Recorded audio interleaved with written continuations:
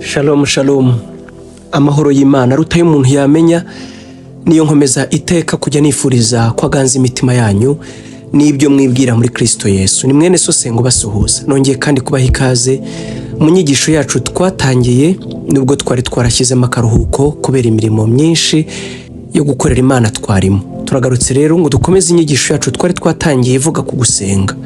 Ubushize twari twarebeye hamwe igisobanuro cyo gusenga nk'uko ijambo ry'Imana ribyerekana. Uyu munsi rero turakomereza hamwe nk'uko twabivuze twifashisha isengesho ry'umwami wacu Yesu, iryo yigishije abigishwa be gusenga.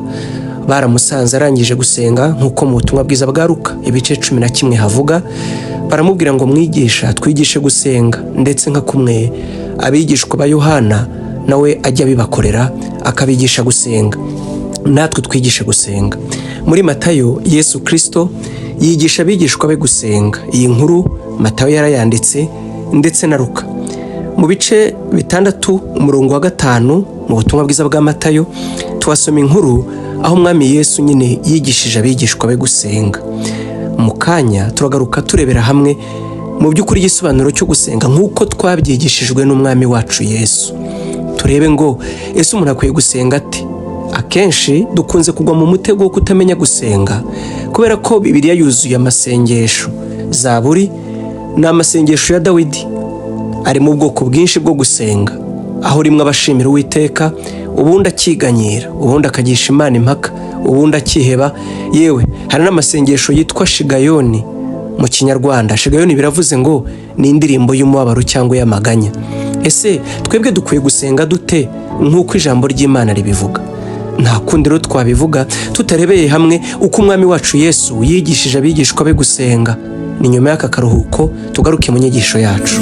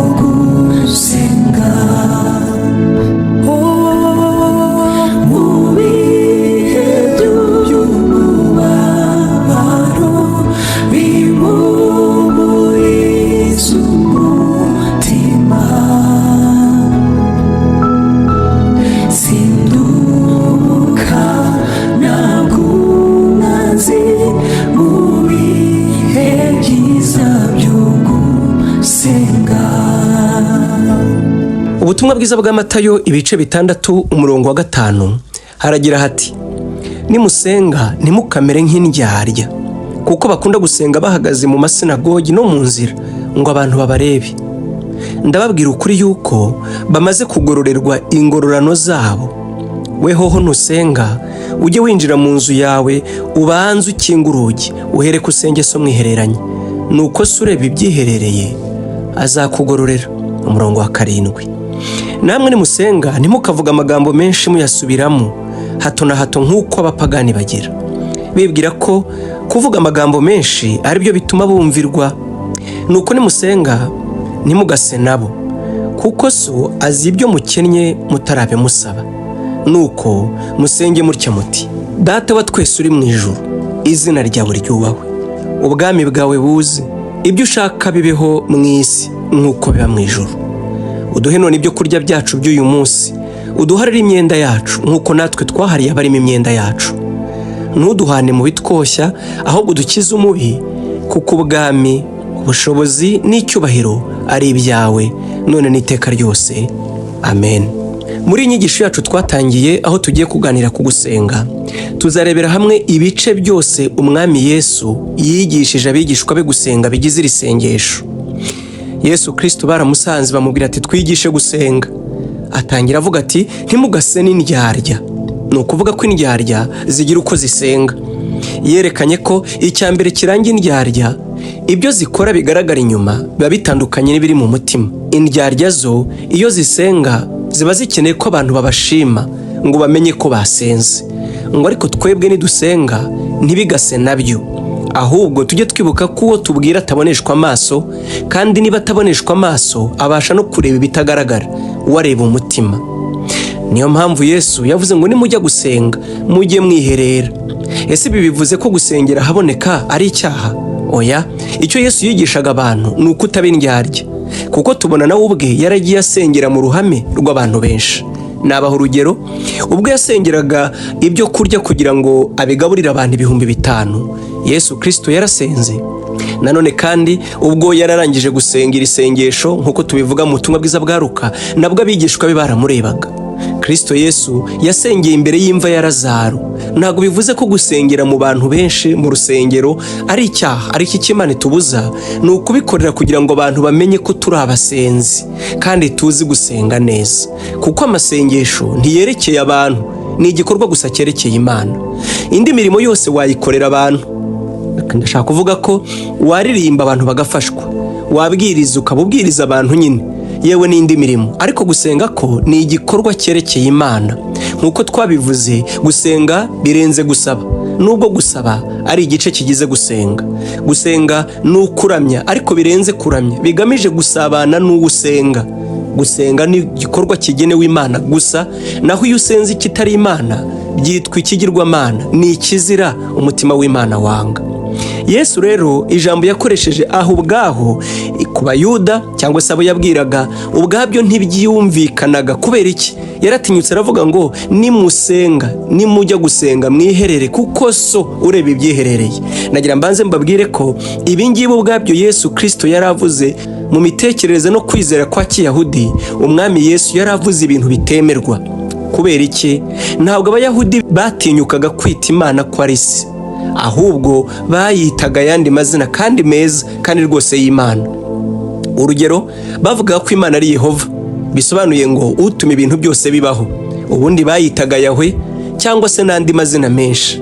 Ariko ntabwo mu misengere yabo, ndavuga Abayahudi, yaba Abasadukayo cyangwa Abafarisayo, nk'uko amadini yabo yarari, batinyukaga kwita Imana ko ari data, ari se.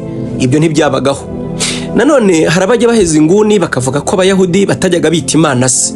Oya, byonyine mu Kuva ibice 4:22 hatwereka ko Imana ubwayo ivuga ko ari data w'Abisiraheli cyangwa se ari umubyeyi w'Abisiraheli. Mu Kuva ibice 4:22 haragira hati, kandi uzabwire Farawo uti, Uwiteka aravuze ati, ubwoko bw'Abisiraheli ni umwana wanjye w'imfura, kandi narakubwiye nti rekura umwana wanjye agenda nkorere, ariko wanze kumurekura, nuko rero nzica umwana wawe w'imfura. Aya magambo yerekana neza ko Imana ubwayo yitaga Isiraheli ko ari umwana wayo w'imfura. Ariko mu mitekerereze n'imyizere y'Abisiraheli, iri zina ko Imana ibafata nk'abana nayo ikaba ari umubyeyi, nta na rimwe babifataga nk'aho Imana ari se bwite. Ni ukuvuga ryari izina ry'icyitiriro, nk'uko umuyobozi w'igihugu usanga bamwita umubyeyi w'igihugu.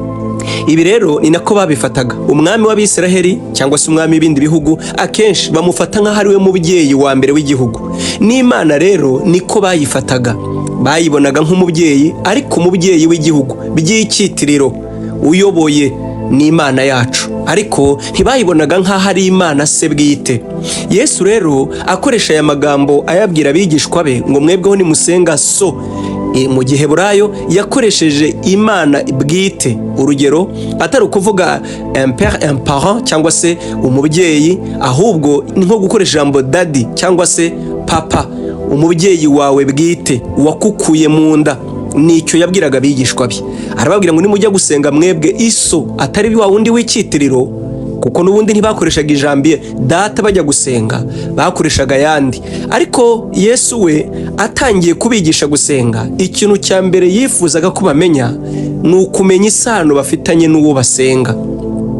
reka mvuge ko umwami Yesu kimwe mu bintu bya mbere yazanye mu isi, yewe ari nacyo yazize, kimwe mu byatumye bamucira urwo gupfa ndetse bakemera ko apfa urupfu rwo ku musaraba nk'abakoreye Imana umurimo. Ni kubwo yabyivugiye mu butumwa bwiza bwa Yohana ibice 16 ngo erega bazabica bose ngo bazibwira ko bakoreye Imana umurimo, bazibwira ko barimo bakura ikizira mu isi. Ni nako rero kwica Yesu bari bazi ko barimo batunganya kandi bakura ibizira mu isi, kuko Yesu mu maso yabo yari umuyobe, yari umuntu uzanye inyigisho z'inzaduka.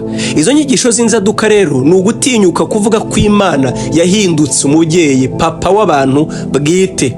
Imana itakiri Yehova gusa, ahubwo Yehova yabyaye abantu. Ibi ntabwo byumvikanaga mu mitekerereze ndetse na bugingo n'ubu y'Abayahudi yuko Imana yahindutse papa bwite. Mu butumwa bwiza bwa Yohana ibice 5:17 hatubwira amagambo yumvikanisha icyo bazizaga Yesu. Nicyo mvuze ko koko bemeraga ko Imana ari umubyeyi ariko atari umubyeyi bwite, mu yandi magambo wabikuriye mu nda. Ubutumwa bwiza bwa Yohana 5:17 haragira hati, ariko arabasubiza ati, data arakora kugeza na n'ubu, nanjye ndakora. Nicyo cyatumye Abayuda barushaho gushaka kumwica, kuko uretse no kuzirura isabato gusa, ahubwo ahora yita n'Imana ko ari se bwite, akigereranya nayo. Ni ukuvuga ko ntibajijije Yesu gutinyuka kwita Imana umubyeyi, kuko koko ni nako yabyivugiye mu gitabo cyo Kuva nk'uko twabibonye.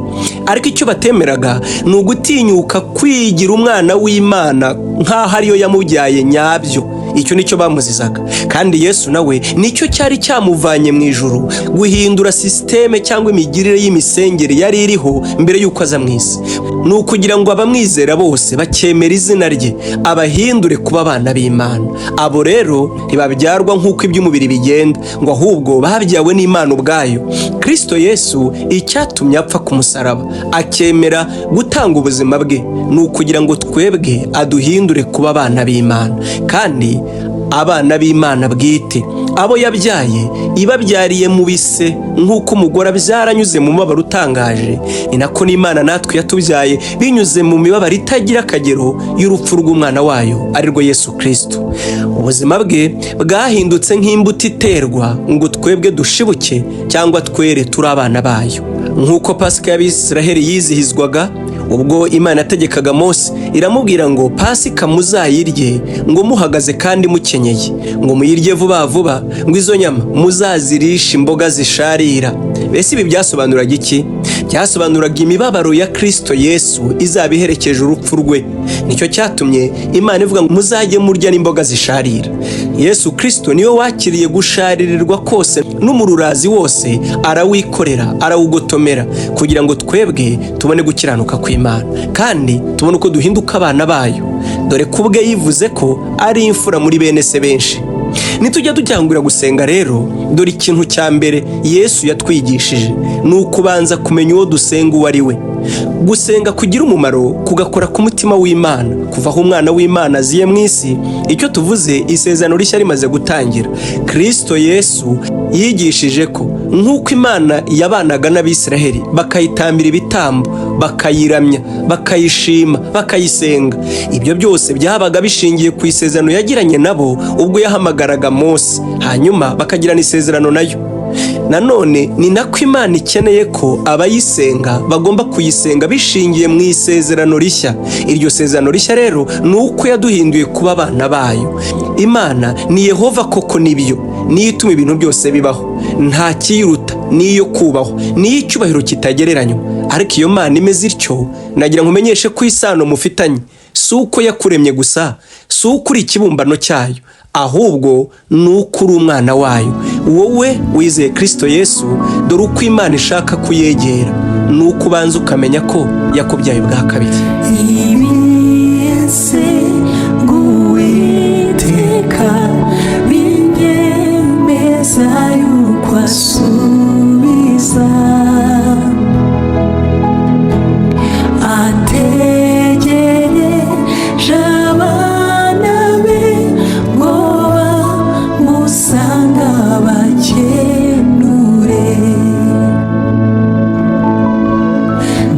Damire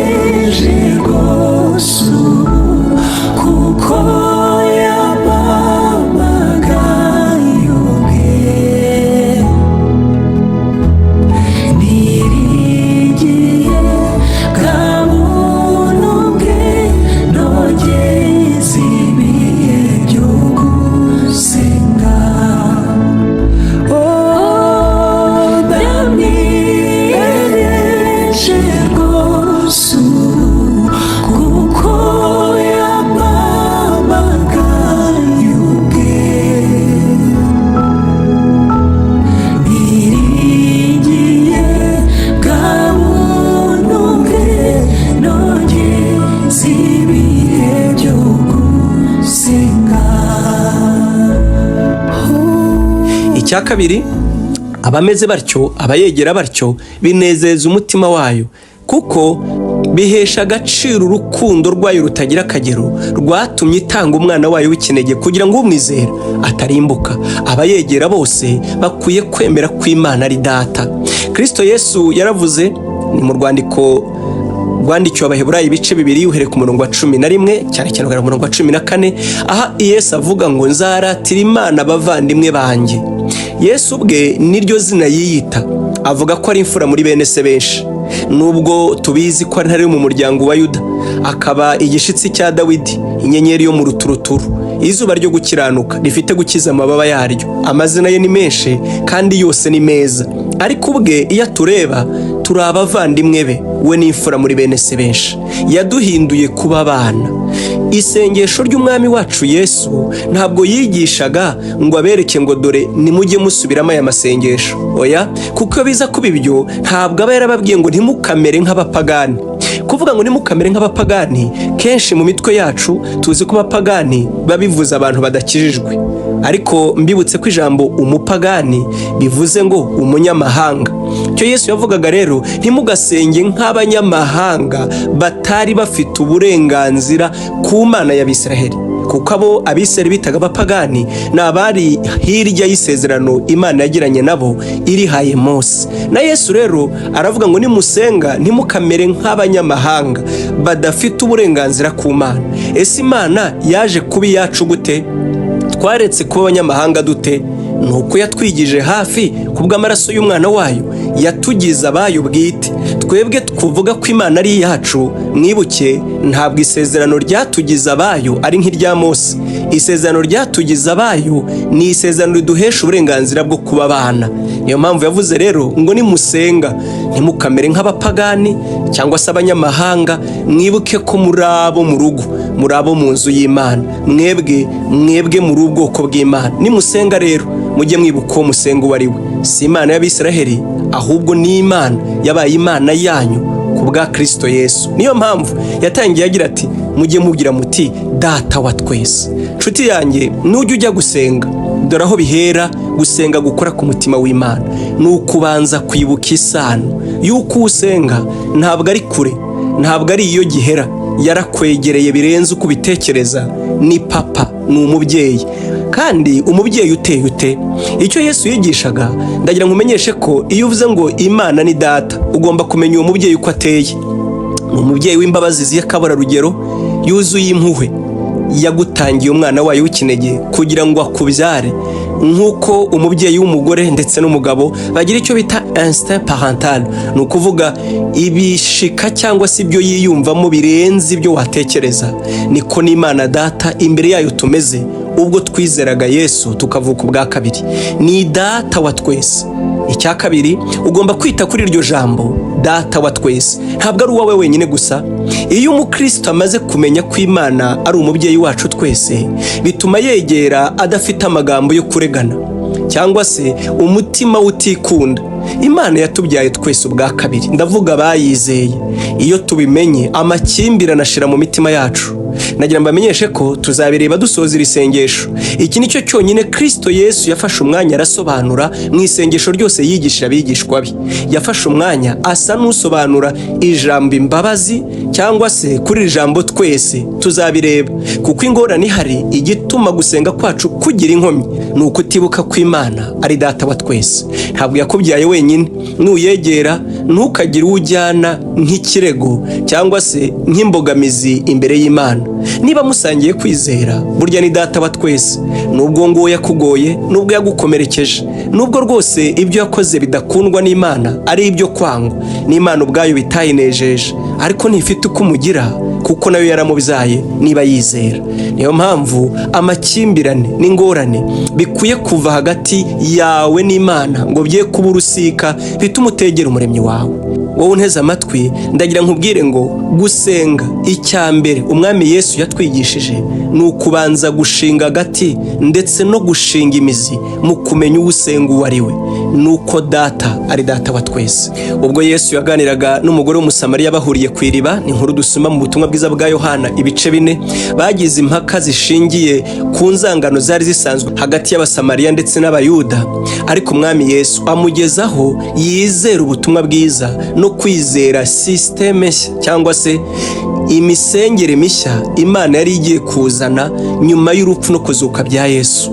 Yesu rero yongeye gutinyuka kubwira uyu mugore amagambo atihanganirwaga kandi atemerwaga mu bayuda yo kumubwira ngo data akeneye ko bamusengera mu mwuka no mu kuri. Gutinyuka rero kwita Imana data umwami Yesu bwari bwo butumwa bwe nyamukuru yarazaniye abantu, yuko Imana itakiri Imana yiyo kure itarebeshwa amaso gusa, yiyoroheje ikemera no kuza mu mubiri w'umwana wayo ngo ikundi twegere ibone uko yegera umutima wacu. Imana ni data yatubyaye ubwa kabiri. Nshuti zanjye reka ndekeraho, tuzakomeza ubutaha tureba nanone ibi bice byose umwami Yesu yagiye atwerekeramo gusenga. Mbibutse ntabwo iri sengesho dukwiye kurisenga nka kwa kundi ngo turisubiremo gusa. Twaba dukoze ibyo Yesu yatubujije ngo ntimukamere nk'abanyamahanga mwibwira ko gusubiramo amagambo menshi ari byo bituma mwumvirwa. Ntabwo yaduhaye iri sengesho ngo bari ko dusenga, ahubwo yatwerekaga ibice bigize isengesho ryuzuye uko rigomba kuba rimeze. Dore nimusenga, dore uko mukwiye gusenga, dore ibigize gusenga, dore nyabuna isano mugomba kuba mufitanye na data. Usenga yakagombye kwita kuri ibi. Icya mbere ni ukumenya ko Imana ari data, ari umubyeyi nyirimpuhwe kandi yababyaye mwese. Ntabwo mukwiye kujyana inzika ngo mugende mwikoreye imitwaro mu mitima yabo murakariye. Mwibuke ko abo ngabo niyo baba barabababaje, murabavandimwe.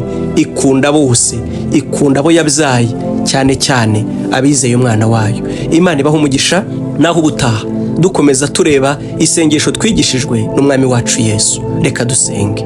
Ndagushimiye Mana nyir'ijuru n'isi, muremyi wa byose, wowe ukomokwaho n'ibyo tuzi n'ibyo tutazi, ikibirengeye, Imana idakwirwa mu bwenge, Imana isumba byose, umuremyi wa byose, nyir'ikuzo, nyir'ubwiza, nyir'ishimwe, nyir'ugupfukamirwa, nyir'ukuramywa, urabagirana ubwiza usumba uko twamumenya. Uragahezagirwa, uragahora hejuru, uragahora wubahwa natwe. Ariko we mugari munini gutyo, ndanezerewe cyane ko iyo tureba nta rindi sano dufitanye. Uri data. Niyo twaba tutakuzi, ibyo tuvuga babimeze nk'amagambo y'umwana uhoha uvuga ibitumvikana, ariko nyamara ubwira se, kandi data ntabure kunezerwa. Ndagushimiye ko isano riri hagati yacu nawe rirenze ibyo dusobanura, riri kure cyane mu marangamutima yawe, riri kure cyane muri instinct, hahandi tudashobora gutandukana nawe kuko dutembera mu mitsi no mu maraso y'umwana wawe. Waratubyaye, turaba agaciro, ndabigushimiye. Warakoze cyane cyane cyane. Ijambo riratubwira ngo ni iki turusha abamarayika, ngo kuko nta numwe muri bo wigeze kubwira ngo icare iburyo bwanjye uyu munsi ndakubyaye. Ngo ariko iby'umwana w'Imana byo warabyeruye, uramubwira ngo intebe yawe ni iy'iteka ryose. Uwo nawe ngo azakuratira abakunzi bawe ndetse n'abakunzi be, kuko yatubyaye ubwa kabiri. Ndagushimira ko muri Kristo Yesu wabaye data. Ubishimirwe, ubihimbarizwe, ntitwabona icyo tubinganya, nta shimwe ryahwana n'icyo wadukoreye. Warakoze kutubyara, utubyariye mu rukundo, utubyaye wabigambiriye, utubyaye mwami, utubyariye mu mpuhwe, mu mbabazi, ngo ukunde ubone utwerekane urukundo n'ubutunzi butagira akagero bw'imbabazi zawe. Ngushimiye Yesu umwana w'Imana, ngushimiye gupfa no kuzuka kwe, ngushimiye ko yatwitangiye akaba imbuto ibibwa mu mibabaro itagira akagero, ngo natwe tubone uko tuvuka tukubera abana. Uragahezagirwa, uragahora hejuru, ushimirwe ibyo, kandi natwe tunejejwe nuko dufite umubyeyi umeze nkawe.